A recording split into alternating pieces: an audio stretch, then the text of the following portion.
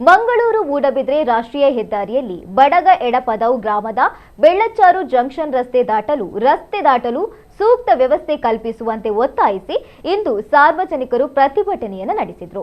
ರಾಷ್ಟ್ರೀಯ ಹೆದ್ದಾರಿ ಪ್ರಾಧಿಕಾರದ ವತಿಯಿಂದ ಹೆದ್ದಾರಿ ಕಾಮಗಾರಿ ಚೆನ್ನಾಗಿ ನಡೆದಿದೆ, ಆದರೆ ಸಾರ್ವಜನಿಕರಿಗೆ ರಸ್ತೆ ದಾಟಲು ವ್ಯವಸ್ಥೆ ಇಲ್ಲ. ಈಗಾಗಲೇ ಕೆಲವು ಅಪಘಾತಗಳು ಸಂಭವಿಸಿ ಕೆಲವು ಜೀವಹಾನಿಯಾಗಿದೆ. ಅಪಘಾತದ ಹಿನ್ನೆಲೆಯಲ್ಲಿ ರಸ್ತೆ ದಾಟಲು ಇದ್ದ ಮೀಡಿಯನ್ ಅನ್ನು ರಾಷ್ಟ್ರೀಯ ಹೆದ್ದಾರಿ ಪ್ರಾಧಿಕಾರದವರು ಬಂದ್ ಮಾಡಿದ್ದಾರೆ.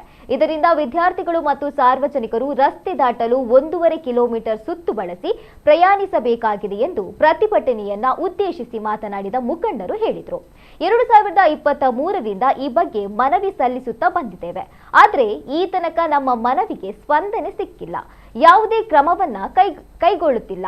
ರಸ್ತೆಯ ಅವ್ಯವಸ್ಥೆ ಮತ್ತು ಸಮಸ್ಯೆಗೆ ರಾಷ್ಟ್ರೀಯ ಹೆದ್ದಾರಿ ಪ್ರಾಧಿಕಾರವೇ ಕಾರಣ. ಎಲ್ಲರಿಗೂ ಸಮಸ್ಯೆಯಾಗಿದೆ. ನಮಗೆ ಸುರಕ್ಷಿತವಾಗಿ ರಸ್ತೆ ದಾಟಲು ಅವಕಾಶ ಮಾಡಿಕೊಡುವ ತನಕ ನಮ್ಮ ಹೋರಾಟ ಮುಂದುವರಿಯಬೇಕು ಎಂದು ಹೇಳಿದರು. ಶಾಸಕರು ಮತ್ತು ಸಂಸದರು ನಮ್ಮ ಸಮಸ್ಯೆಗೆ ಶಾಶ್ವತ ಪರಿಹಾರ ಮಾಡಿಕೊಳ್ಳದಿದ್ದರೆ ಉಗ್ರವಾದ ಹೋರಾಟ ನಡೆಸಲಾಗುವುದು. ನಮ್ಮ ಬೇಡಿಕೆಗೆ ಸ್ಪಂದಿಸದಿದ್ದರೆ ನಿಮ್ಮ ರಾಜಕೀಯ ಭವಿಷ್ಯ ಮುಗಿದ ಅಧ್ಯಾಯ ಎಂಬುದಾಗಿ ಭಾವಿಸಬೇಕೆಂದು ಎಚ್ಚರಿಕೆಯನ್ನ ನೀಡಿದರು. ರಾಷ್ಟ್ರೀಯ ಹೆದ್ದಾರಿ ಪ್ರಾಧಿಕಾರಕ್ಕೆ ಧಿಕ್ಕಾರ ಕೂಗಿದ್ರು. ಈ ಸಂದರ್ಭದಲ್ಲಿ ಶಾಸಕ ಡಾಕ್ಟರ್ ಭರತ್ ಶೆಟ್ಟಿ ಸ್ಥಳಕ್ಕೆ ಆಗಮಿಸಿ ಜನರ ಅಹವಾಲು ಆಲಿಸಿದ್ರು. ಇಲ್ಲಿ ಅಂಡರ್ ಪಾಸ್ ನಿರ್ಮಾಣ ಮಾಡುವ ಅವಶ್ಯಕತೆ ಇದೆ ಹಾಗೂ ಈಗ ಸದ್ಯಕ್ಕೆ ಮೀಡಿಯನ್ ಓಪನ್ ಮಾಡಬೇಕಾಗಿದೆ. ಹೈ ಮಾಸ್ಟ್ ಲೈಟಿನ ಅವಶ್ಯಕತೆ ಇದೆ. ಮೀಡಿಯನ್ ಓಪನ್ ಮಾಡುವ ಬಗ್ಗೆ ಮತ್ತು ಸಂಚಾರ ನಿರ್ವಹಣೆಯ ಬಗ್ಗೆ ಚರ್ಚಿಸುತ್ತೇನೆ. ಬಸ್ ಸ್ಟಾಪ್, ರಿಕ್ಷಾ ಪಾರ್ಕ್ ಬಗ್ಗೆ ಸಂಬಂಧಪಟ್ಟವರ ಗಮನ ಸೆಳೆಯುತ್ತೇನೆ. ಅಂಡರ್ ಪಾಸ್ ನಿರ್ಮಾಣ ಮಾಡುವ ಬಗ್ಗೆ ಸಂಬಂಧಪಟ್ಟ ಅಧಿಕಾರಿಗಳ ಜೊತೆ ಚರ್ಚೆ ನಡೆಸುತ್ತೇನೆ ಎಂದು ಭರವಸೆಯನ್ನು ನೀಡಿದರು.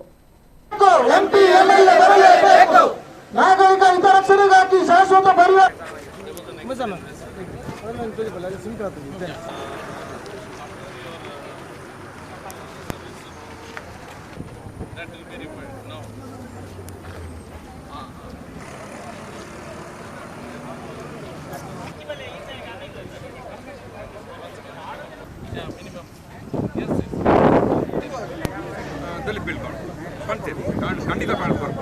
ಸೆಕೆಂಡ್ ಗೋಡೆದು ಮಾಡಿ ಬಂದರೆ ಸ್ಕೈ ವಾಕ್ ಬಂದು ಕೊಡ್ಪ. ವಿರೋಧ ಉಂಟು ಅವೇನು ಇಷ್ಟ ಇತ್ತೆ ಆಡ ಹೈ ಮಾಡಿಸಿದ ಬೇಲೆ ಸ್ಟಾರ್ಟ್ ಆಗ್ತದೆ.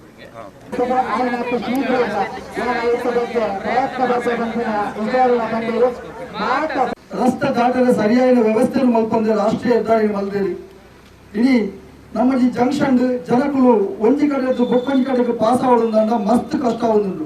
ನೇನು ದಯಮಲ್ತದ ಸಂಬಂಧಪಟ್ಟಿನ ನಮ್ಮ ಶಾಸಕರವರು ಅತ್ತನ ನಮ್ಮ MP ನೆತ್ತ ಬಗ್ಗೆ ಗಮನ ಕೊಡ್ತು ನೆಕ್ಕು ಸರಿಯಾಗಿ ಒಂದು ವ್ಯವಸ್ಥೆಯನ್ನು ಮಲ್ತು ಕೊರಡು ಜನಗಳಿಗೆ ನೆಟ್ಟು ಉಪಯೋಗ ಆವಡು. ದಯಪಂಡ ಹೆಚ್ಚಿನ ಜನಗಳು ಮಸ್ತ್ ಕಷ್ಟಪಡ್ಬೇಕು. ನಮ್ಮ ತೋಂದಿಲ್ಲ ಇನಿ ಒಂಜಿ ಕಡೆ ಬೊಕ್ಕೊಂಜಿ ಕಡೆಗೆ ರಸ್ತೆ ದಾಟದ ಎಷ್ಟು ಕಷ್ಟ ಉಂಟು ಬಂದು ನಮ್ಮ ಮಾತ್ರ ತಗೊಂಡಿಲ್ಲ.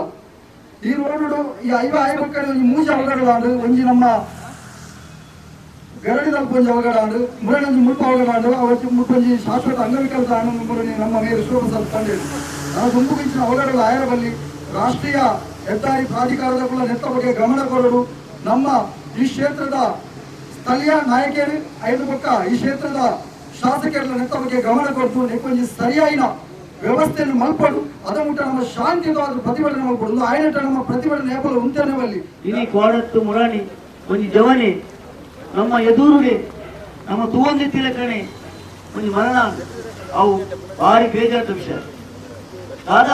ದಾಯಿಗಾತ್ರ ಆಂಡು ಬಂದಿನ ನಮ್ಮ ವಿಮರ್ಶೆ ಮಾಡ್ಕೊಂಡು ಒಂದು ವಯಸ್ಸ 8 ಆಂಡು ಒಂದು ನ್ಯಾಷನಲ್ ಹೈವೇ ದಕ್ಕಲ ದೃಷ್ಟಿ ಗಾತ್ರ ಉಂದಾಡು ನ್ಯಾಷನಲ್ ಹೈವೇ ದಕ್ಕಲು ಮಲ್ಪನಾಗ ಎಂಕಲಿಗೆ ಸರಿಯಾದ ಒಂಜಿ ವ್ಯವಸ್ಥೆ ಮಂತ್ ಕೊಡ್ತರು.